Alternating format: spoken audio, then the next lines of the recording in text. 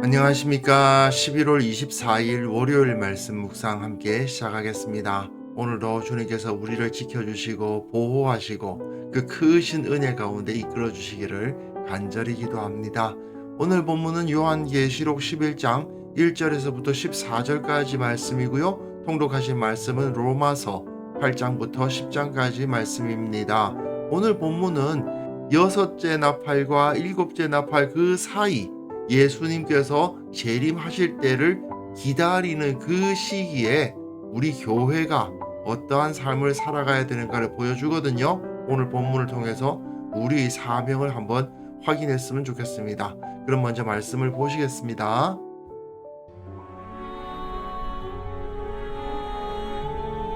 또 내게 지팡이 같은 갈대를 주며 말하기를 일어나서 하나님의 성전과 제단과 그 안에서 경배하는 자들을 측량하되 성전 바깥 마당은 측량하지 말고 그냥 두라. 이것은 이방인에게 주었은즉 그들이 거룩한 성을 42달 동안 짓밟으리라. 내가 나의 두 증인에게 권세를 주리니 그들이 굵은 베옷을 입고 1260일을 예언하리라.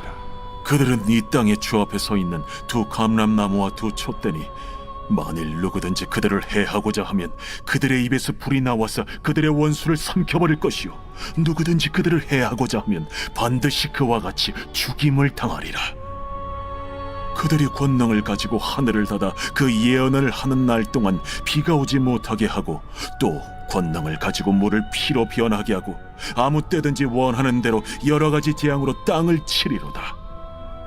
그들이 그 증언을 마칠 때에 무적행으로부터 올라오는 짐승이 그들과 더불어 전쟁을 일으켜 그들을 이기고 그들을 죽일 터인즉 그들의 시체가 큰 성 길에 있으리니 그 성은 영적으로 하면 소돔이라고도 하고 애굽이라고도 하니 곧 그들의 주께서 십자가에 못 박히신 곳이라.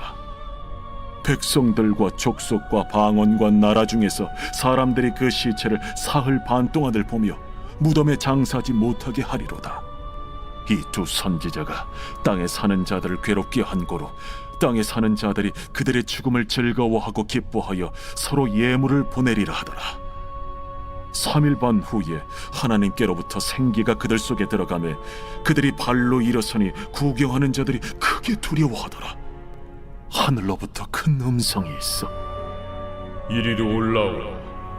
함을 그들이 듣고 구름을 타고 하늘로 올라가니 그들의 원수들도 구경하더라. 그때에 큰 지진이 나서 성 10분의 1이 무너지고 지진에 죽은 사람이 7천이라. 그 남은 자들이 두려워하여 영광을 하늘의 하나님께 돌리더라. 둘째 화는 지나갔으나 보라, 셋째 화가 속히 이르는도다. 일곱 나팔 이야기는 출애굽기의 열 재앙 이야기와 비슷한 맥락에 있다는 생각을 가지시고 읽으실 필요가 있습니다. 요한은 애굽이 10가지 재앙을 당하는 가운데 모세와 아론이 하나님의 말씀을 선포했던 것처럼 이 일곱 나팔이 불리는 과정, 아직까지 일곱째 나팔이 불리기는 전이에요. 여섯째 나팔이 불리고 일곱째 나팔이 불리기 그 전의 상황에서 교회가 두 증인으로서 모세와 아론처럼 복음을 전파한다는 사실을 보여주고 있고요. 또한 교회가 고난을 당하고 순교를 당하기까지 하지만 결국 하나님이 그들을 영광스럽게 하신다는 사실을 여기서 보여주고 있는 겁니다. 또 내게 지팡이 같은 갈대를 주며 말하기를 일어나서 하나님의 성전과 제단과 그 안에서 경배하는 자들을 측량하되 성전 바깥 마당은 측량하지 말고 그냥 두라. 이것은 이방인에게 주었은즉 그들이 거룩한 성을 42달 동안 짓밟으리라. 42달이면은 3년 반이죠. 3년 6개월입니다. 그래서 이거는 7년의 반이잖아요. 7년 하면은 하나님의 창조의 섭리, 그 섭리가 완성되는 것을 의미하는 것인데 그 완성되는 과정 가운데 아직까지 완성되지 않은 그 상태를 나타내 주고 있는 거죠. 그런데 사실은 이 지팡이 같은 갈대를 주고 측량하고 이 이야기는 에스겔서 40장과 41장까지의 내용을 다 포괄합니다. 그런데 에스겔서 40장, 41장을 다 제가 여기서 설명하기에는 너무 길어서 40장 3절만 제가 제시를 해드리면요. 모양이 놋같이 빛난 사람이 있어서 그가 3줄과 측량하는 장대를 가지고 문에 서 있었고 그가 성전을 측량을 합니다. 그런데 에스겔이 이 성전을 측량하는 메시지를 받았을 때에는 이미 예루살렘 성전이 파괴되었다는 소식을 들었을 때입니다. 이미 성전이 다 파괴됐는데 그걸 다시 측량한다는 게 무슨 소리냐? 성전이 재건된다는 의미죠. 그리고 비록 파괴되었지만 그것을 하나님께서 여전히 지키고 계시고 그 겉으로 보이는 모양새는 파괴되었을지 몰라도 성전의 본질은 그대로 지켜지고 있다라는 것을 에스겔서 40장, 41장이 보여주거든요. 지금 그러한 그림을 요한은 요한계시록으로 가져와서 요한이 하나님의 성전과 제단 그리고 그 안에서 경배하는 자들을 측량하죠. 사람을 측량한다니 그게 무슨 뜻인가 싶지만 이것은 참된 성전, 교회를 하나님께서 보호하고 계신다라는 것을 보여주는 겁니다. 교회가 핍박을 당하고 여러 가지 어려움을 겪지만 그럼에도 불구하고 하나님은 참된 성전인 교회를 측량한다는 것, 지켜주고 계신다는 말씀인데 다만 성전 바깥 마당이 측량되지가 않아서 이방인들에게 주어져 42달 동안 7년의 절반 동안 즉 하나님의 구원이 완성되지 않았던 그 과도기 가운데 짓밟히는 일이 있을 것이다. 교회가 세상에서 여러 가지 고난을 당할 것이다. 그 말씀이 하나님으로부터 나오고 있는 것이죠. 하지만 하나님은 교회를 그냥 내버려 두시지는 않으십니다. 내가 나의 두 증인에게 권세를 주리니 그들이 굵은 베옷을 입고 1260일을 예언하리라. 앞에서 42달이나 여기서 1260일이나 같은 것인데 하나님의 구속사가 완성되는 그 과정을 보여주는 거죠. 핍박을 당하고 어려움을 당하는 42달. 그 기간 동안 증인들이 복음을 전할 1260일. 똑같은 것이지만 이 세상 가운데에서 영적인 전투가 벌어지는 과정을 보여주는 겁니다. 그들은 이 땅의 주 앞에 서 있는 두 감람나무와 두 촛대니 이 땅의 주가 무엇을 의미할까? 세상의 권세자들을 의미하는 거겠죠. 하지만 그들 앞에 두 감람나무와 두 촛대가 섰다는 겁니다. 마치 모세와 아론이 바로 앞에 선 것처럼 이 땅의 주 앞에 두 감람나무와 두 촛대의 모습으로 서 있다는 거죠. 만일 누구든지 그들을 해하고자 하면 그들의 입에서 불이 나와서 그들의 원수를 삼켜버릴 것이요. 누구든지 그들을 해하고자 하면 반드시 그와 같이 죽임을 당하리라. 이 두 증인은 강력한 권세를 가지고 있다. 그 입에서 불이 나오는 권세, 이것은 강력한 말씀의 권세를 상징적으로 보여주는 것이고요. 또한 반드시 그와 같이 죽임을 당한다는 것은 하나님께서 그들을 지켜주시고 그들을 해하려 하는 자들에게 반드시 보응하신다. 이것을 보여주는 것이죠. 그들이 권능을 가지고 하늘을 닫아 그 예언을 하는 날 동안 비가 오지 못하게 하고 이거 엘리야죠. 엘리야의 권세를 가졌다는 뜻입니다. 또 권능을 가지고 물을 피로 변하게 하고 아무 때든지 원하는 대로 여러 가지 재앙으로 땅을 치리로다. 이건 모세죠. 모세는 율법을 상징하는 사람이고요. 엘리야는 선지자의 대표거든요. 예수님이 율법과 선지자라는 말씀을 쓰시는데 그게 구약 성경을 의미합니다. 구약 성경에서 나타난 하나님의 선지자, 하나님의 손에 들려 쓰임 받는 주님의 종들처럼 이 두 감람나무와 두 촛대라고 불려지는 두 사람이 이러한 사역을 할 것이다, 그 말씀이죠. 그러면 그 두 명이 누구겠어요? 교회를 말하는 겁니다. 아니, 두 명인데 왜 두 명이 아니고 많은 사람들이 모여 있는 집단인 교회라고 하느냐? 굳이 설명 안 드려도 되겠죠? 이가 가지고 있는 상징적 의미, 증인이잖아요. 두 감람나무와 두 촛대라고 표현하고 있는 것은 이들이 증인으로서의 역할을 감당한다는 것을 상징적으로 보여주는 겁니다. 특별히 요한계시록은 이 숫자 상징을 많이 사용하고 있지 않습니까? 이 두 사람이 특별하게 어떤 사람하고 나타난다는 게 아닙니다. 이들이 곧 교회를 상징해 주고 있는 것입니다.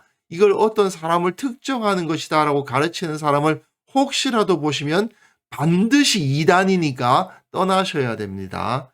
사실은 이단들 중에서 자기와 이 사람이 그 두 증인이다 이런 식으로 주장하면서 나서는 사람들이 꽤 많았던 걸로 알고 있는데요.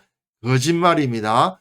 두 증인, 두 감람나무, 두 촛대 다 이라는 것은 증인을 상징하기 때문에 사용하고 있는 상징수일 뿐이고 이건 교회를 보여주는 것이다. 그 사실을 잊지 마시고요. 그들이 그 증언을 마칠 때에 무적행으로부터 올라오는 짐승이 그들과 더불어 전쟁을 일으켜 그들을 이기고 그들을 죽일 터인즉 무적행으로부터 올라오는 짐승이 전쟁을 일으킨다. 이게 무슨 소린가 하고 깜짝 놀라실 수도 있지만 교회가 당하는 여러 가지 핍박과 순교와도 같은 어려운 일들을 말하는 것입니다. 분명 그런 일이 교회 가운데 있을 것이다. 하지만 그들의 시체가 큰 성 길에 있으리니 그 성은 영적으로 하면 소돔이라고도 하고 애굽이라고도 하니 곧 그들의 주께서 십자가에 못 박히신 곳이라.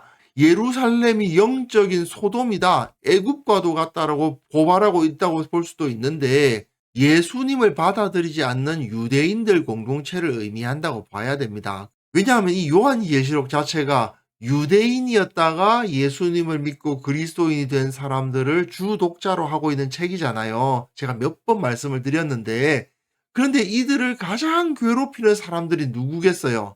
동족인 유대인들입니다.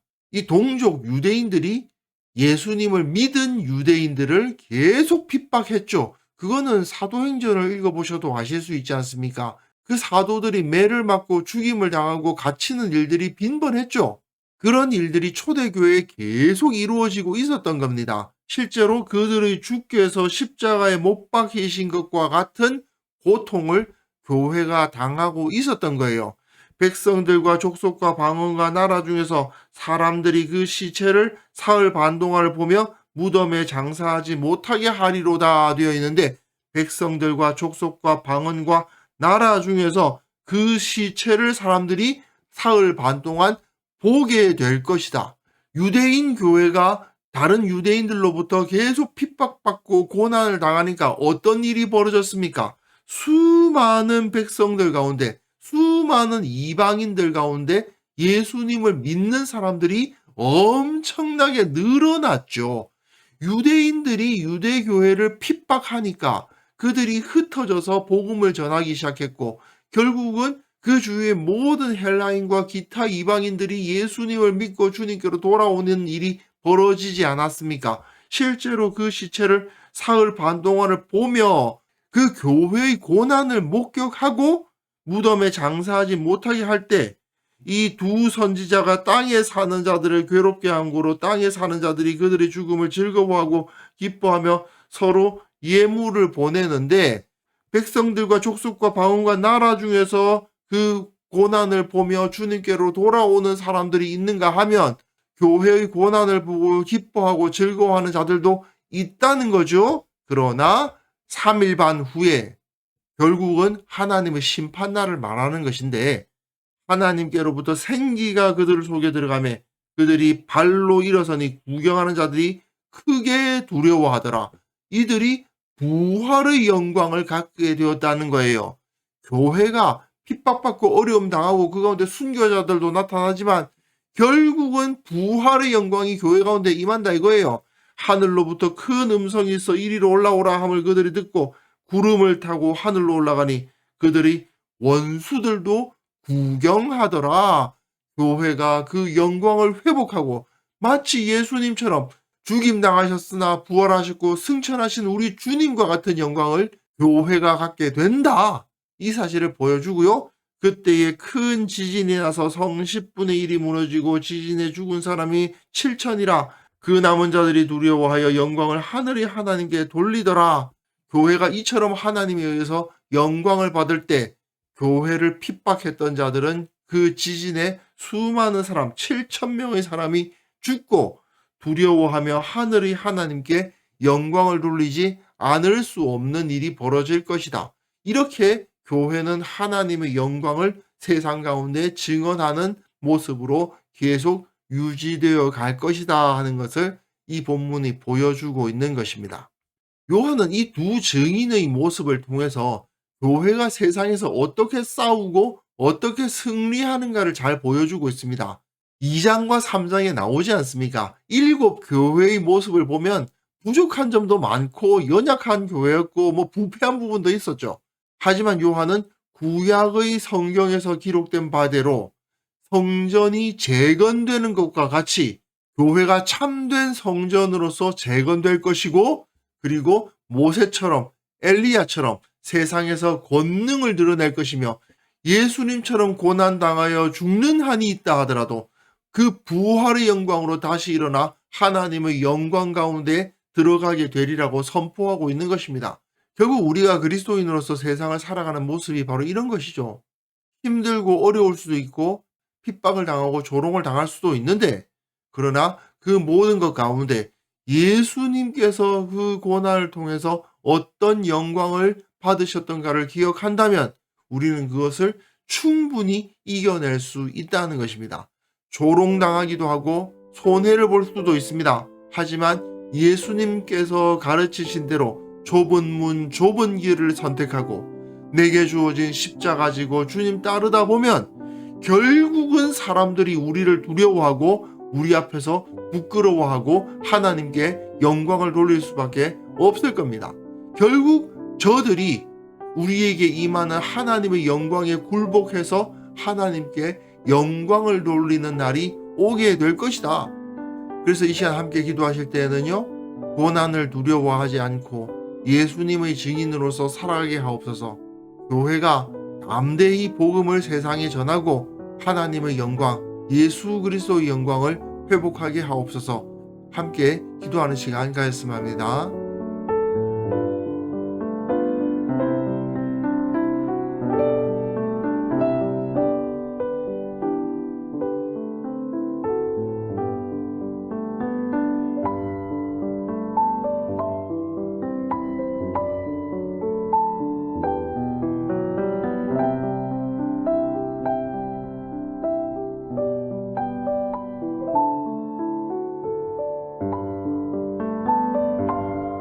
하나님 아버지, 우리가 세상에서 그리스도인으로 살아갈 때에 가끔은 불편하고 가끔은 조롱당하고 가끔은 힘들 때가 있지만 그럼에도 불구하고 고난을 두려워하지 않도록 도와주시고 예수님의 증인으로서 살아가게 하시고 예수님처럼 고난당하고 예수님처럼 살아가는 것을 즐거워하는 자들 되게 하여 주옵소서. 이 교회가 담대히 복음을 전하는 참된 공동체가 될 수 있도록 도와주시고 하나님의 영광을 선포하기에 부족함이 없도록 도와주옵소서. 한국 교회를 위해서 기도합니다. 복음의 본질로 돌아가는 교회가 되게 하여 주시고 세상에서 소금으로 빛으로서 살아갈 수 있도록 도와주시고 점점 더 세상은 하나님으로부터 멀어져 가지만 그 가운데에서 무엇이 길이고 무엇이 구원인지를 분명하게 선포하는 공동체로서 역할을 감당하게 하옵소서. 아버지 하나님, 오늘도 우리가 살아가는 그 삶 가운데에서 성령께서 우리를 지켜주시기를 원하옵고 바랍니다.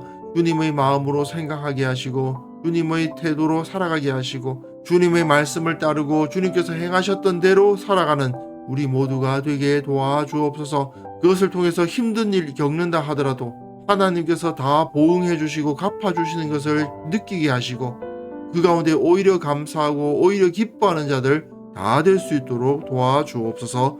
감사드렸고 예수님의 이름으로 기도합니다. 아멘.